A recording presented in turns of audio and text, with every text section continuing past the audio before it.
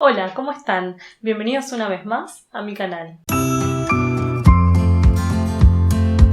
En el día de hoy les traigo al gran Umberto Eco con la novela La misteriosa llama de la reina Loana. Es un libro un poco extenso de casi 500 páginas, publicado en el 2004. La novela cuenta la historia de Giambattista Bodoni, un hombre de 60 años, Jambo para los amigos, que perdió la memoria y despierta en el hospital un día sin acordarse de nada. Pero según lo que le dijo el médico, la memoria que perdió fue la episódica o la autobiográfica, que es esa que hace de nexo entre lo que fuimos en el pasado y lo que somos hoy día. No perdió la memoria semántica, que es la primera que adquieren los niños, sino que perdió la memoria más ligada a las emociones, por decirlo de forma más sencilla. Y como consecuencia de ello, perdió todos los recuerdos personales que le podrían decir quién es. Entonces el protagonista, Jambo, se despierta en el hospital, desorientado, perdido, con una especie de niebla, que es la imagen típica de la pérdida de memoria,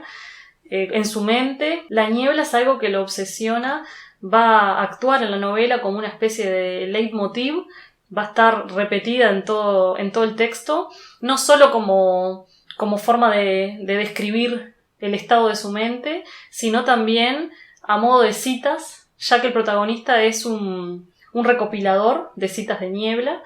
Como conserva esta memoria semántica o histórica, recuerda todo lo que ha leído, entonces va a estar citando y repitiendo frases constantemente, lo que hace que el personaje sea muy querible.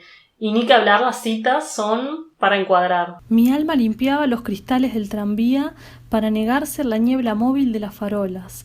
Niebla, mi incontaminada hermana.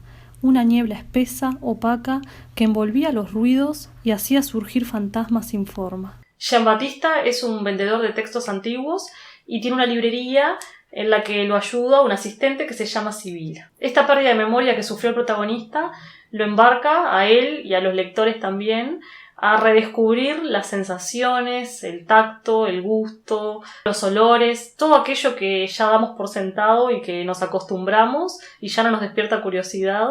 Es como vivir y experimentar todas las cosas por primera vez. Todo adquiere un nuevo color. Descubre que tiene esposa, hijas y hasta nietos, y su amigo Gianni le da a entender que la fidelidad no es su fuerte. Para intentar recuperar la memoria y para armar nuevamente ese rompecabezas que se volvió su vida, decide, también como sugerencia de su esposa, volver a la casa de la infancia, a donde se crió la infancia y la juventud, a donde se crió para rodearse de ese ambiente, de sus cosas, estar en contacto con las cosas que lo acompañaron durante su crecimiento, y de este modo reconstruir poco a poco su historia.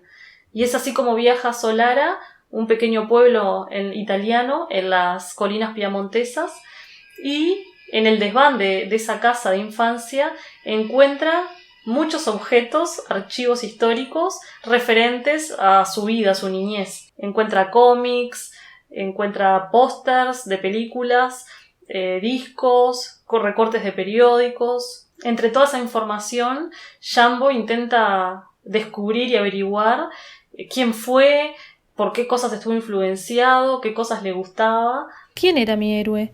¿Holmes, que leía una carta delante de la chimenea y a quien su solución al 7% había dejado educadamente atónito?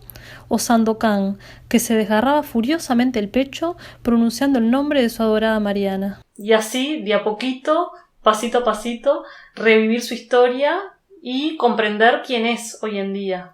Entonces, como verán, esta novela tiene un enfoque, un tinte existencialista y filosófico también. Esta tarea investigativa del protagonista, de detective, nos va a estar llevando no solo a sus años de infancia y de juventud, sino también, como una especie de viaje en el tiempo, nos va a transportar a las vivencias de los años previos y durante la Segunda Guerra Mundial de la Italia fascista de Benito Mussolini. Jambo nos va a estar contando en primera persona cómo fue su educación a través de unos cuadernos escolares que encuentra en ese desván, también cómo fue su formación religiosa. Se cuestiona la forma en que se daban las noticias, cómo él absorbía, siendo un joven, toda esa información, de qué lado estaba él y su familia en este conflicto tan terrible. ¿Y yo?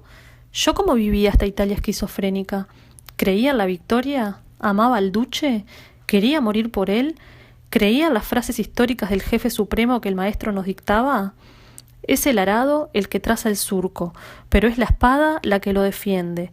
Nada nos hará retroceder. Si avanzo, seguidme. Si retrocedo, matadme.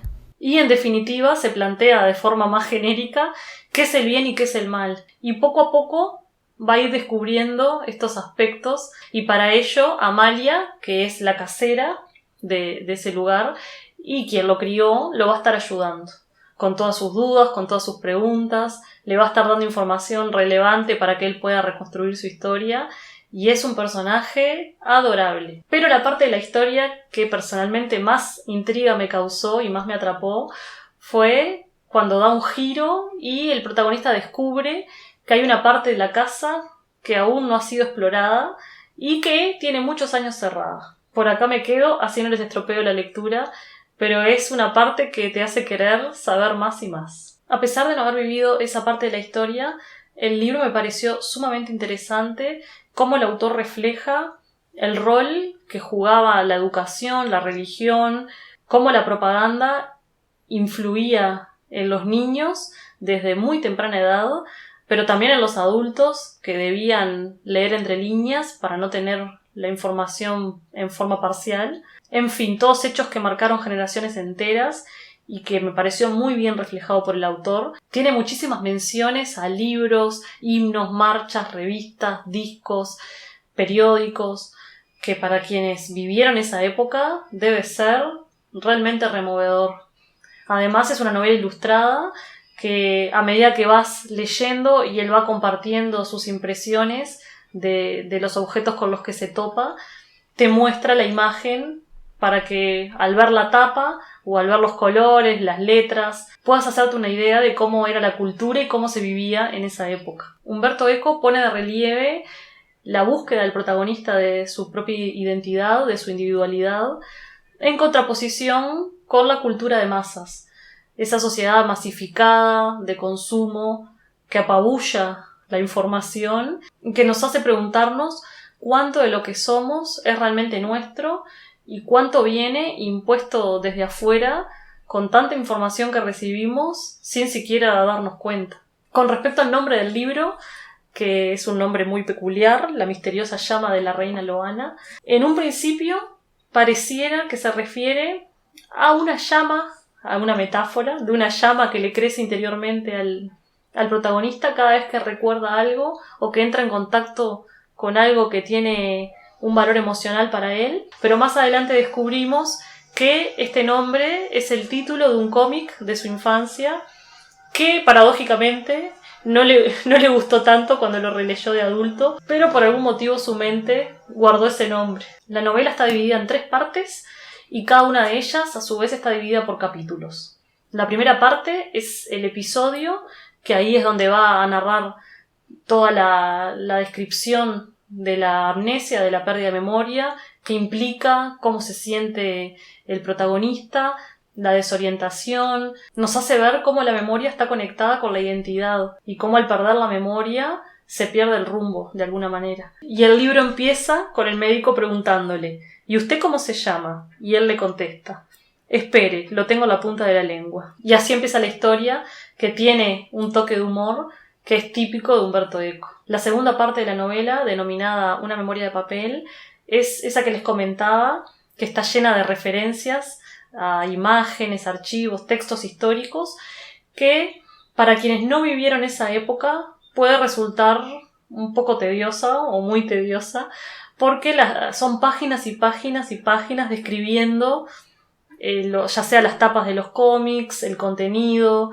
pero a mí particularmente me resultó muy ilustrativo, y el hecho de que sea una novela ilustrada contribuye con esto, ayuda a continuar la lectura. Y una de las cosas que utiliza recurrentemente Umberto Eco es la intertextualidad, que es hacer referencia a otros textos dentro de la novela, y eso, bueno, puede hacer que la lectura sea un poco más tediosa. En mi caso me encanta, pero hago la advertencia por las dudas. Y la tercera parte de la novela, que les dejo el título en la pantalla, me pareció maravillosa. Hace una mezcla de pensamientos, imágenes, que no les digo más para no sugerirles, ya estamos cerca del final acá, pero es bellísimo, les recomiendo la lectura. En definitiva, es un libro muy interesante, lleno de nostalgia, que te traslada a un momento terrible que vivió la humanidad y que está contado desde la perspectiva de un adulto que regresa a su niñez, a su infancia, para encontrarse a sí mismo. Es ideal para quienes les gusta leer acerca de la identidad, de los misterios de la mente, de la psicología, y también para quienes disfrutan textos basados en hechos históricos. Esta novela nos lleva a la década de los 30 y de los 40, principios de los 40, durante la Segunda Guerra Mundial y también el surgimiento del fascismo en Italia. Llegó el momento de despedirme, esto es todo por hoy, espero que hayan disfrutado de este video y de la recomendación que les traje en esta oportunidad. Les mando un beso enorme y nos vemos en otro encuentro en Un Libro Más Cerca.